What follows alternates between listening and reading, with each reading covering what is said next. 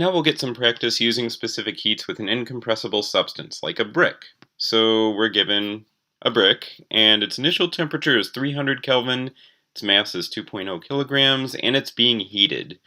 And we're told specifically that it's being heated with a heat transfer rate Q dot equal to 250 watts for a minute. So we don't need to know the mechanism by which we're transferring heat, as long as we know that Q dot is a constant 250 watts for the entire minute. Now, bricks are solid. That means that they're incompressible. You probably didn't need me to tell you that, but it's worth bearing in mind because that'll allow us to do this problem much more simply. We're also told that the specific heat at constant pressure is 0.835 kilojoules per kilogram Kelvin. That I had to look up in your book in table A19 in the back. Okay, so let's get started. We'll begin with the conservation of energy expression, the first law of thermodynamics. Delta E total equals Q minus W. Well, 3 out of 5 of these are going to be 0. The brick isn't flying around, it's not moving, delta KE is 0. It's not rising up or falling down, delta PE is 0. And the work is 0 because we're not actually doing work on the brick, we're just doing heat transfer. So that simplifies things considerably to delta U equals Q.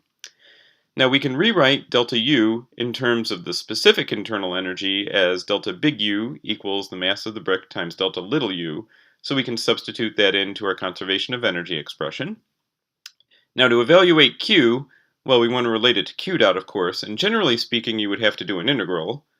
So Q equals the integral of Q dot dt, but in this case Q dot was constant over time, so we can pull Q dot out of the integral, it just becomes Q equals Q dot delta t. So we'll put that into our expression. Alright, we have m delta little u equals Q dot delta t. And I'll move that up to the top. Now because the brick is incompressible, that actually lets us take a shortcut because its two specific heats are constant and equal to one another. So if you recall from your lecture notes, that means that we can write that U2 minus U1 equals C T2 minus T1, where I've started just calling the specific heat C, since both specific heats at constant pressure and constant volume have the same value. So we can rewrite that expression that I just introduced as delta little u equals C delta T. Now that delta T is delta temperature, so we're going to have a delta time and a delta temperature in this expression. We substitute that into our conservation of energy expression to get that m times the quantity C delta big T equals Q dot delta little t. Now we can solve for delta big T, the change in temperature.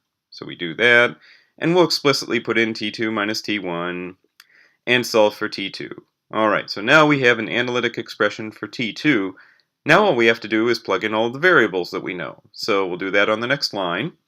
300 Kelvin plus 250 watts times 60 seconds in the numerator of that fraction, divided by 2 kilograms and the specific heat in the denominator. And we're not done. If you calculate this now, you're going to get a temperature for this brick that exceeds the surface temperature of the sun, and that's because you won't have gotten the units right. Here's where you have to be careful. The numerator of this fraction is watts times seconds. That gives you joules. The denominator has kilojoules per kilogram Kelvin. So we looked it up, and the book quoted kilojoules per kilogram Kelvin, not joules per kilogram Kelvin. So we need to do that conversion. If we don't, we'll be off by a factor of 1,000. That's a pretty big deal. So we'll put in that conversion up here. All I'm doing is converting the numerator into kilojoules. That way the kilojoules will cancel, and indeed we'll get out Kelvin from that fraction. So now T2 becomes 300 Kelvin plus the fraction works out to be 8.98 Kelvin. So our final answer is T2 equals 309 Kelvin. So you heat a brick with 250 watts for a minute, its temperature goes up by 9 Kelvin. In this case, brings it to a final temperature of 309 Kelvin.